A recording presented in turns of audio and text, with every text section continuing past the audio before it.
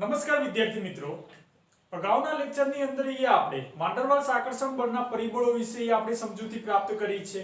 Next topic આપણને જે આપેલો છે હાઇડ્રોજન બંધ, જે 5.1.4 જે આપણને આપેલો છે, જે આપણે 30% સિલેબસની અંદર આપણે કટ ઓફ કરેલો છે. એના પછીનો આપણને જે નેક્સ્ટ ટોપિક આપણને આપેલો છે ઉષ્મીય ઉર્જા, જે આપણે સ્ટડી કરવાનો છે. ત્યારબાદ 5.3 અને 5.4 જે ટોપિક આપણને આપેલો છે એ પણ સિલેબસમાંથી આપણે નિગ્લેક્ટ કરેલો છે, અને 5.5 અને 5.6 આધારિત એના જે દાખલા છે એ ખાલી ઓન્લી ફોર આપણે સ્ટડી કરવાના છે. એના 5.5 અને 5.6 ની અંદર જે આપણને નિયમો આપેલા છે, જે આપણે થિયરી પોર્શનની અંદર આપણે સ્ટડી કરવાના નથી, ઓન્લી ફોર આપણે એક્ઝામ્પલ આપણે સ્ટડી કરવાના છે. તો વિદ્યાર્થી મિત્રો આપણે વાત કરીએ કે આપણને જે આપેલું છે નેક્સ્ટ ટોપિક કે ઉષ્મીય ઉર્જા કોને કહેવામાં આવે છે. તો ઉષ્મીય ઉર્જાની અંદર આપણે વાત કરીએ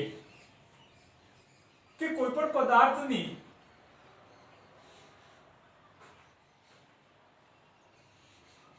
ઉષ્મીય ઉર્જા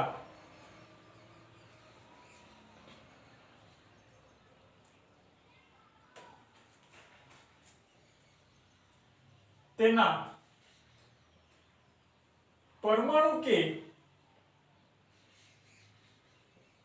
અણુઓની ગતિમાંથી ઉદ્ભવે છે.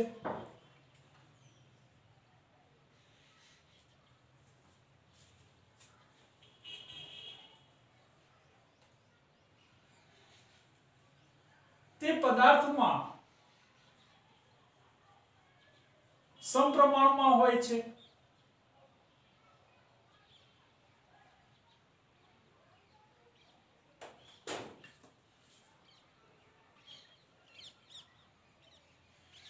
તે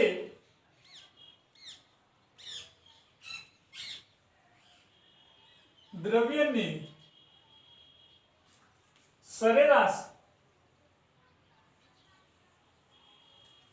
ગતિ ઊર્જાનું માપ છે.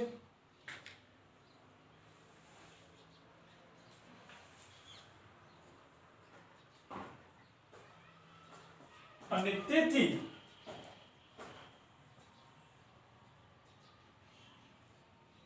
તે કણોની હેરફેર માટે જવાબદાર હોય છે.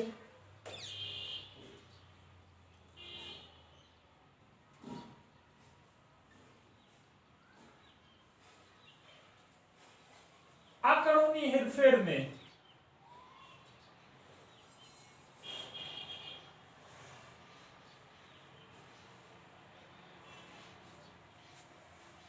થર્મલ ગતિ કહે છે.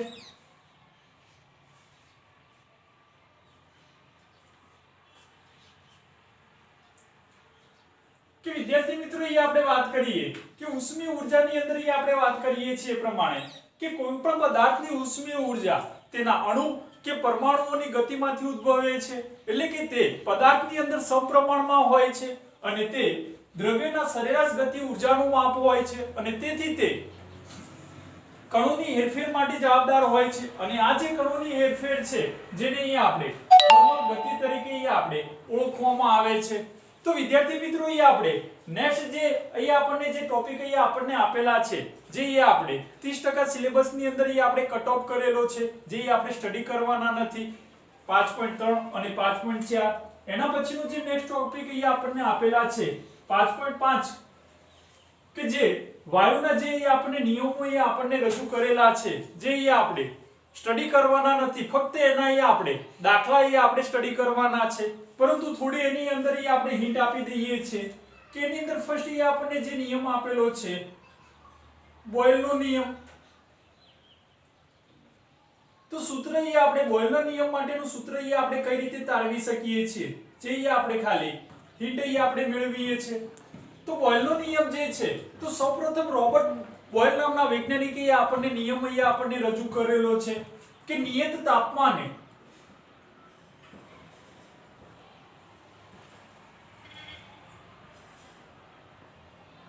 નિશ્ચિત જથ્થાના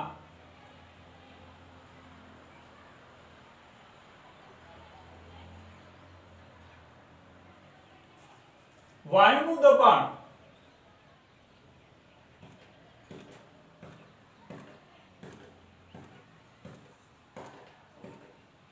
તે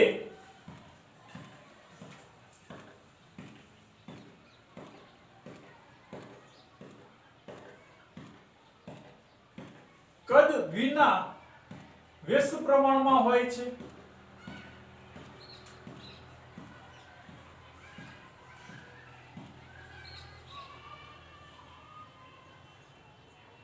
તો વિદ્યાર્થી મિત્રો અહીંયા આપણને બોયલનો આપણને જે નિયમ રજૂ કરેલો છે કે નિયત તાપમાને નિશ્ચિત જથ્થાના વાયુનું દબાણ તે કદના વ્યસ્ત પ્રમાણમાં હોય છે, જેને આપણે આ રીતે રજૂ કરી શકીએ છીએ કે P proportional to P inversely proportional to 1/V, એટલે કે નિશ્ચિત જથ્થાનું જે વાયુનું દબાણ જે છે એ કદ વિના વ્યસ્ત પ્રમાણમાં હોય છે.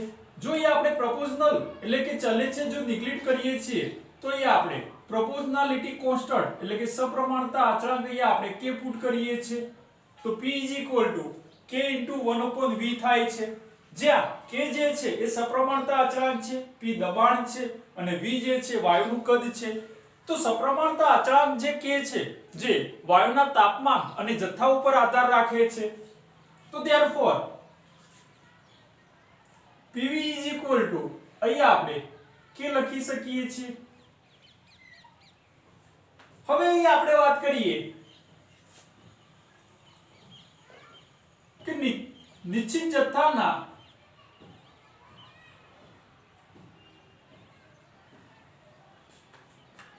પ્રારંભિક સ્થિતિએ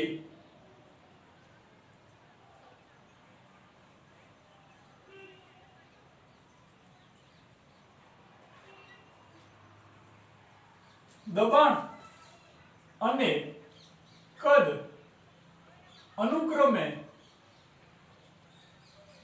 P1 તથા V1 છે, જ્યારે અંતિમ સ્થિતિએ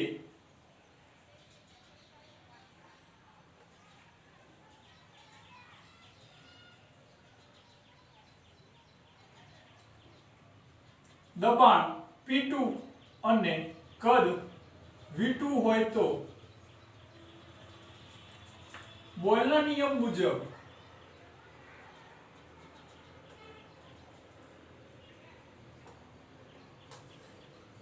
આપણે નીચે પ્રમાણે લખી શકીએ કે P1 V1 K1, જેને આપણે ઇક્વેશન નંબર 1 અહીં આપણે આપીએ છીએ, અને સેકન્ડ લખીએ છીએ P2 V2 K2 કે જેને અહીં આપણે ઇક્વેશન 2 અહીં આપણે લખીએ છીએ. તો સમીકરણ 1 અને 2 પરથી આપણે સમીકરણ અહીં આપણે લખી શકીએ છીએ કે P1 V1 P2 V2 એ આપણે કે સપ્રમાણતા અચળાંક અહીં આપણે લખી શકીએ છીએ. તો વિદ્યાર્થી મિત્રો અહીં આપણે બોયલના નિયમ માટેનો અહીં આપણને જે સમીકરણ અહીં આપણને મળે છે કે P1 V1 P2 V2, જે આપણે બોયલના નિયમ માટે આપણે ઇક્વેશન લખી શકીએ છીએ કે નિયત તાપમાને નિશ્ચિત જથ્થાના વાયુનું દબાણ તે કદના વ્યસ્ત પ્રમાણમાં હોય છે, એટલે કે P inversely 1/V એ આપણે લખી શકીએ છીએ. therefore PV k, અને એના ઉપરથી આપણે સમીકરણ અહીં આપણે ડિરાઈવ કરી શકીએ છીએ કે P1 V1 P2 V2 k. વધુમાં અહીં આપણે એના ઘનતા માટે આપણે એક ઇક્વેશન અહીં આપણે લખી શકીએ છીએ કે d1/P1 d2/P2, જે આપણે ઇક્વેશન અહીં આપણે ડેન્સિટી એટલે કે ઘનતા માટે આપણે યાદ રાખવું છે કે d1/P1 d2/P2. તો આની ઉપરથી આપણે જે એક્ઝામ્પલ અહીં આપણને આપેલા છે જે અહીં આપણે સ્ટડી કરવા છે.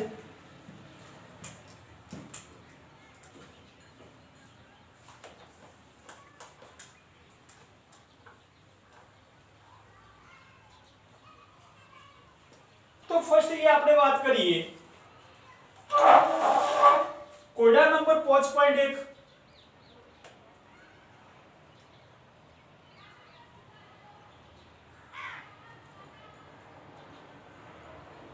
તો કોયડા નંબર 5.1 ની અંદર આપણે વાત કરીએ કે એક બલૂનમાં હાઇડ્રોજન ઓરડાના તાપમાને ભરવામાં આવે છે. જો 0.2 બાર દબાણ વધે તો તે ફાટી જાય તેમ છે. જો 1 બાર દબાણે વાયુ 2.27 લિટર કદ ધરાવે છે તો કેટલા કદ સુધી બલૂનને આપણે વિસ્તારી શકીએ છીએ? તો વિદ્યાર્થી મિત્રો અહીં આપણે વાત કરીએ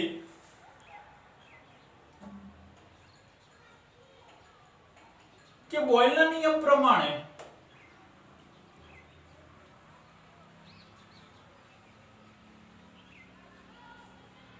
P1 V1 P2 V2 એ આપણને ઇક્વેશન અહીંયા આપણને આપેલું છે. તો એ આપણે where P1 એ આપણને આપેલું છે કે 1 બાર દબાણ છે, P2 જે છે એ આપણને 0.2 બાર દબાણ અહીંયા આપણને આપેલું છે, V1 જે છે કે 2.27 લિટર એ આપણને આપેલું છે. તો V2 અહીંયા આપણે વિદ્યાર્થી મિત્રો અહીંયા આપણે શોધવું છે.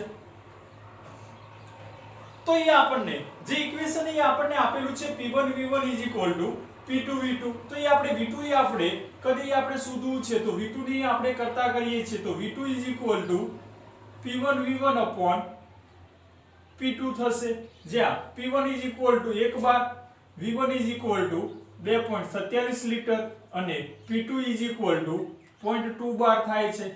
તો V2 ની કિંમત અહીંયા આપણે મેળવી શકીએ છીએ કે 11.35 લિટર થશે. સેકન્ડ અહીંયા આપણે એક્ઝામ્પલ અહીંયા આપણે લખીએ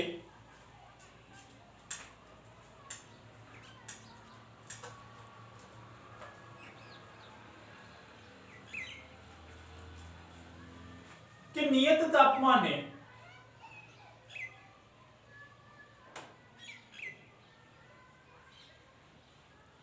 નિશ્ચિત જથ્થાના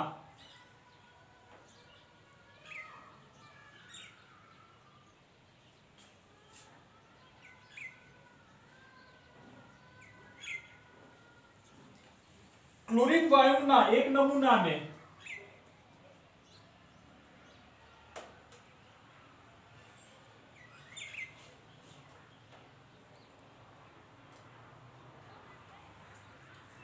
બે 2.5 લિટરના પાત્રમાં ભરવાથી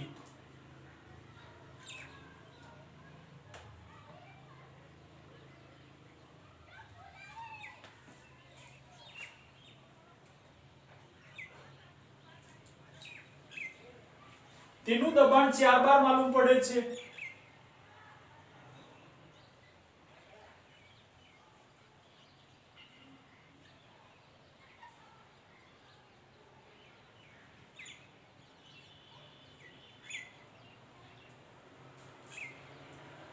જો આ વાયુનું દબાણ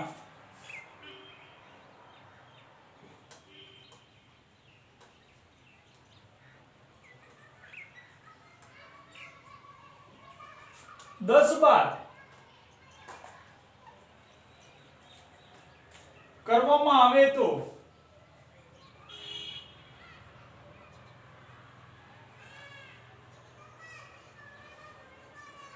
તેનું કદ કેટલું થશે? વિદ્યાર્થી મિત્રો અહીં આપણને એક એક્ઝામ્પલ આપેલો છે કે નિયત તાપમાને નિશ્ચિત જથ્થાના ક્લોરીન વાયુનું એક નમૂનાને 2.5 લિટરના પાત્રમાં ભરવાથી તેનું દબાણ 4 બાર માલુમ પડે છે. જો આ વાયુનું દબાણ 10 બાર કરવામાં આવે તો તેનું કદ કેટલું થશે? તો વિદ્યાર્થી મિત્રો અગાઉ આપણે જે એક્ઝામ્પલ કેલ્ક્યુલેટ કર્યો છે એ પ્રમાણે કે બોયલના નિયમ પ્રમાણે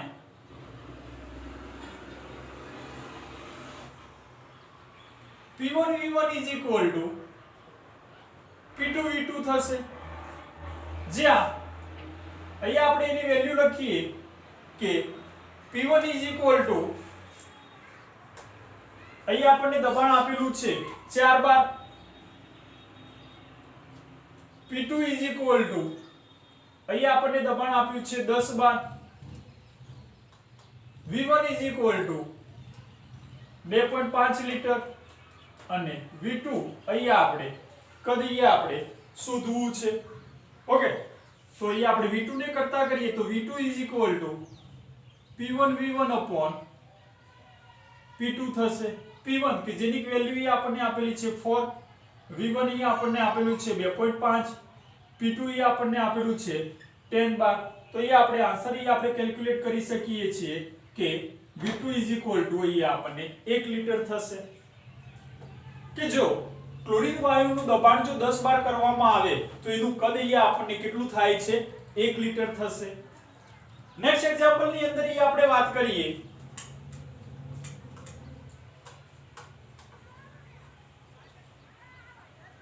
એક્ઝામ્પલ નંબર 3 કે સમુદ્રની સપાટી ઉપર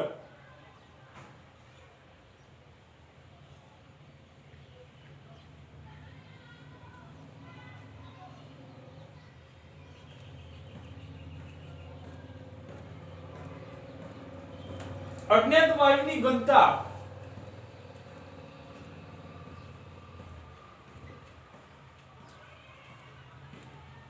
1.5 મિલીગ્રામ પર લીટર છે.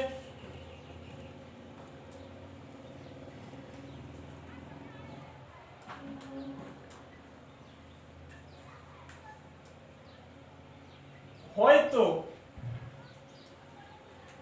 માઉન્ટ આબુ ઉપર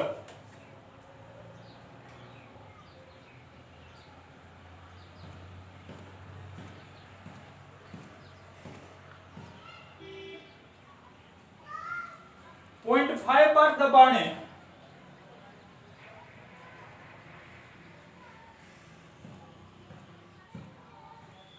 અજ્ઞાત વાયુની ઘનતા કેટલી હશે?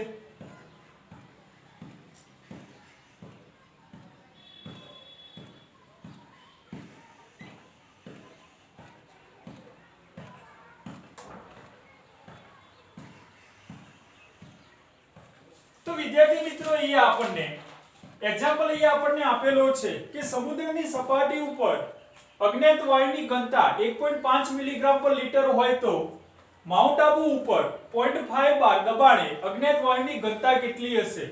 તો વિદ્યાર્થી મિત્રો અહીંયા આપણે વાત કરીએ કે સમુદ્રની સપાટી ઉપર અજ્ઞાત વાયુનું દબાણ હંમેશા 1 બાર હોય છે. કે સમુદ્રની સપાટી ઉપર અજ્ઞાત વાયુનું દબાણ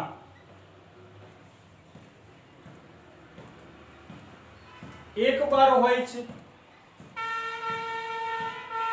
તેથી બોયલના નિયમ મુજબ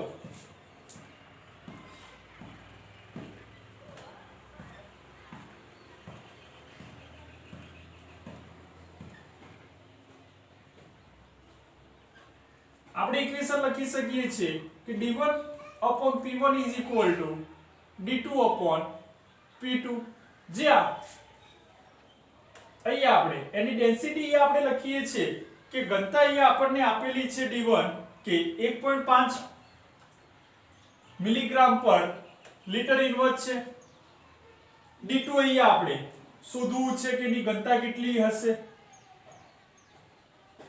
p1 અહીંયા આપણને પ્રેશર આપણને સ્ટાર્ટિંગ આપણને આપી દીધું છે કે સમુદ્રની સપાટી પર અજ્ઞાત વાયુનું દબાણ હંમેશા આપણે 1 બાર લખીએ છીએ અને P2 અહીંયા આપણને આપેલું છે 0.5 બાર હોય. તો વેલ્યુ આપણે પુટ કરીએ છીએ કે D2 ને આપણે કરતા કરીએ છીએ તો D1 P2 upon P1 અહીંયા આપણને થશે D1 કે જેની ડેન્સિટી આપણને આપેલી છે 1.5, P2 કે જેનું દબાણ અહીંયા આપણને 1 બાર છે અને સોરી P2 કે જેનું દબાણ અહીંયા આપણને 0.5 આપેલું છે અને P1 1 બાર અહીંયા આપણને આપેલું છે. તો અહીંયા આપણને આન્સર આપણને મળે છે 0.75 મિલીગ્રામ લીટર ઇન્વર્સ. અહીંયા આપણે આન્સર આપણે કેલ્ક્યુલેટ કરી શકીએ છીએ. તો વિદ્યાર્થી મિત્રો અહીંયા આપણે આજના લેક્ચરની અંદર અહીંયા બોયલના નિયમને આધારિત જે એક્ઝામ્પલ અહીંયા આપણને આપેલા છે એ આપણે કેલ્ક્યુલેટ કર્યા છે. નેક્સ્ટ અહીંયા આપણને જે આપેલા છે ચાર્લ્સ નો નિયમ અને એની ઉપરના જે એક્ઝામ્પલ છે એ નેક્સ્ટ લેક્ચરની અંદર અહીંયા આપણે સ્ટડી કરીશું. Thank you.